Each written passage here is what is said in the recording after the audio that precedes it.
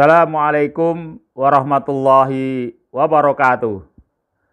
Ketemu lagi dengan saya, trainer Amir Faisal. Jika Anda ingin tahu lebih banyak tentang saya, Anda bisa ketik trainer Amir Faisal di Google.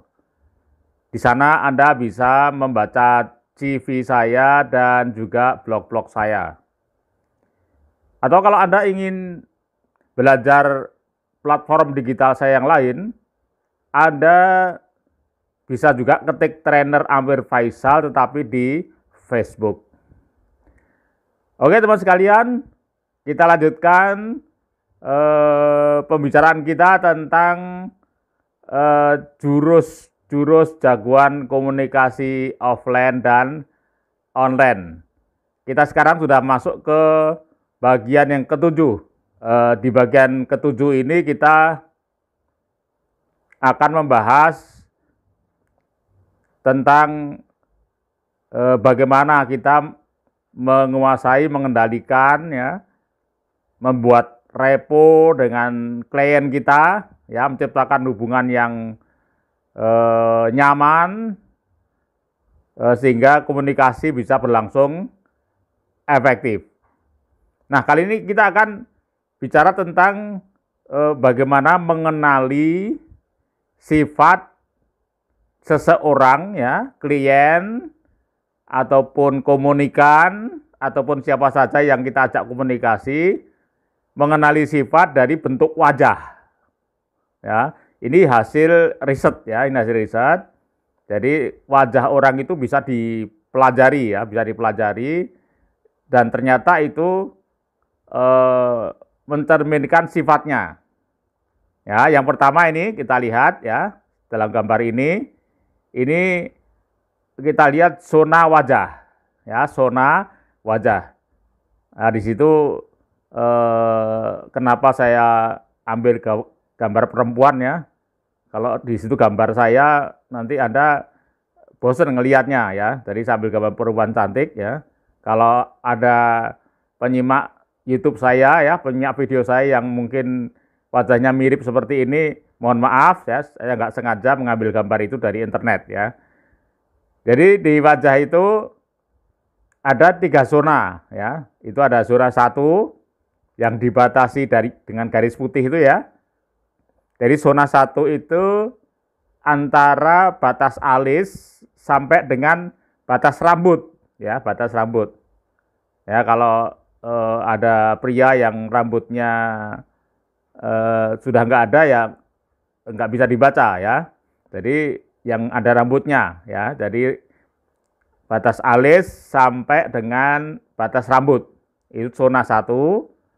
Kemudian zona 2 adalah batas alis sampai dengan batas bibir, ya, batas bibir. Kemudian zona 3 adalah batas bibir sampai dengan dagu. Nah, di sini yang kita pelajari adalah mana yang lebih lebar dari 3 zona itu. Jadi kalau seseorang itu lebih lebar zona 1, maka orang itu sama dengan kemarin kita ketika belajar kuadran otak, ya, di video yang di YouTube yang bagian yang ke-6, ya. Di situ dia tipe analis, ya, tipe analis. Jadi yang dominan adalah otak kirinya, otak kiri atas. Ya. Jadi dia tipe analis, tipe rasional logical, ya. Kalau zona 1 lebih lebar. Sebaliknya, kalau zona 2 yang lebih lebar, ya, dari jarak alis mata dengan bibir yang lebih lebar, maka orang ini adalah tipe perasa, ya. Jadi kebalikannya dari dominan otak yang bagian bawah.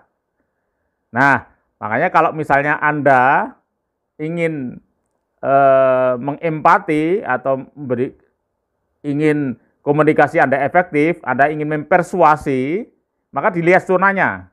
Kalau dia masuk zona 1, maka ingat sekali lagi, berhadapan dengan tipe analis, maka Anda harus siapkan data, ya, data. Yang kedua, Anda siapkan argumen kalau bukan argumen, ya.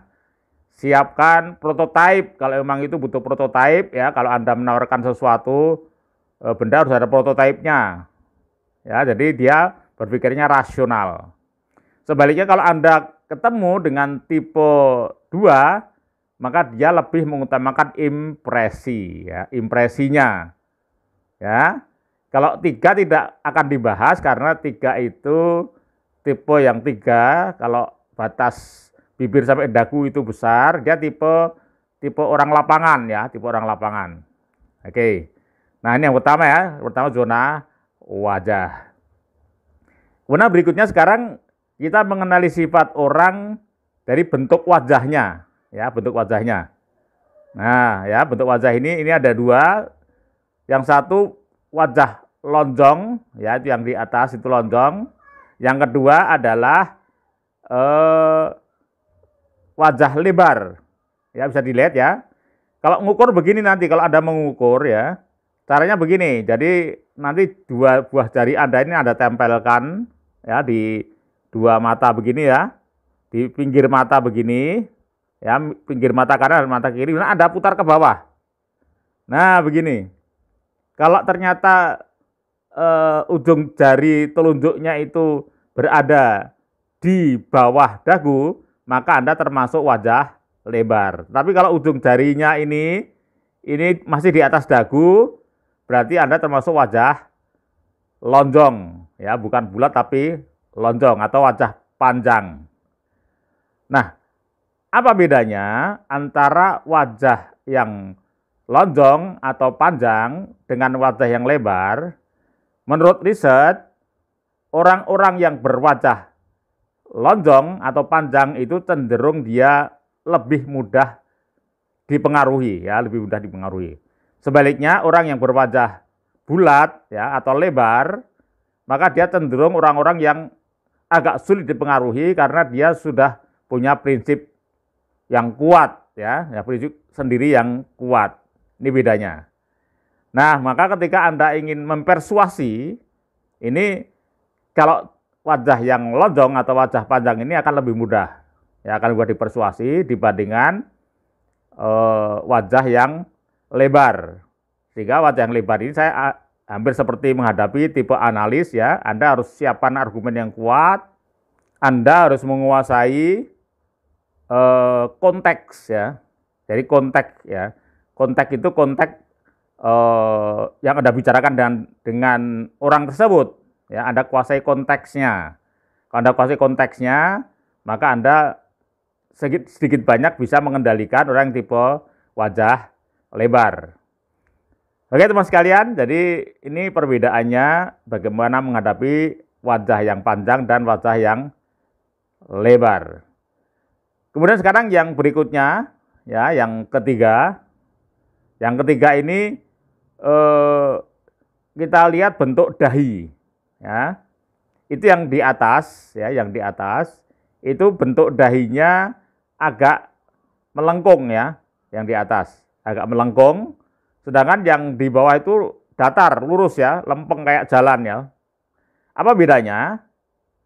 Untuk orang yang wajahnya dahinya maksud saya agak melengkung, maka dia biasanya cenderung lebih suka langsung bicara hasil ya.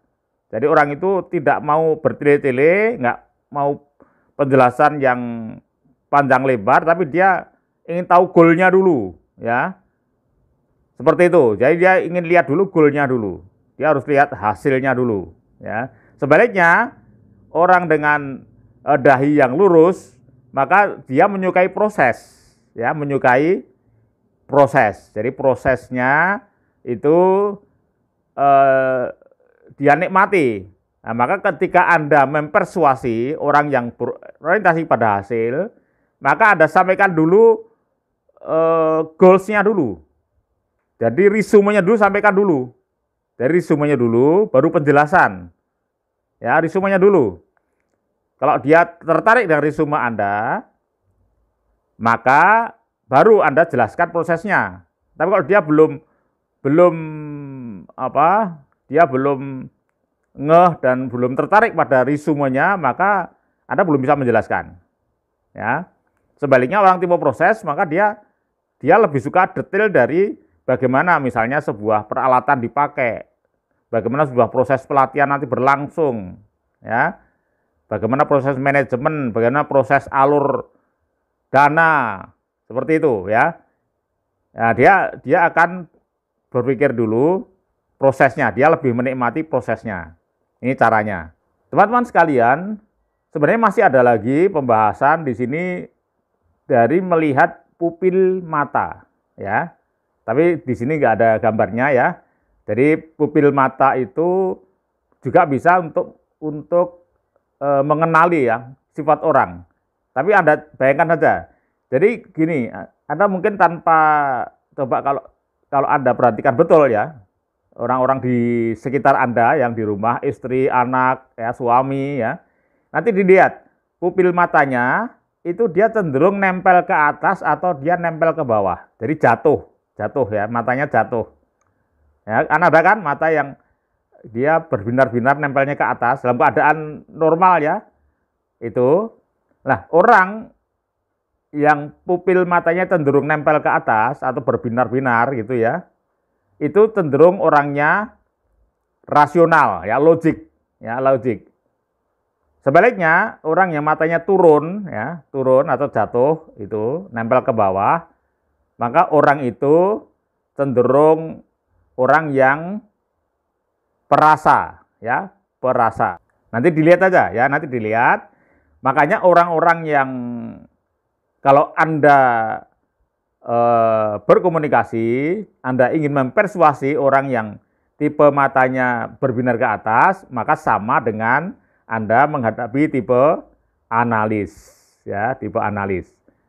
Sebaliknya kalau Anda bertemu dengan orang yang matanya jatuh, ya, maka dia lebih menyukai impresi, ya, dia sangat cepat menangkap impresinya, ya, dari segi rasa. Oke, baik teman sekalian, nanti kita akan lanjutkan pada bagian ke-8, ya. Sampai ketemu lagi pada bagian yang ke-8. Sekian, assalamualaikum warahmatullahi wabarakatuh.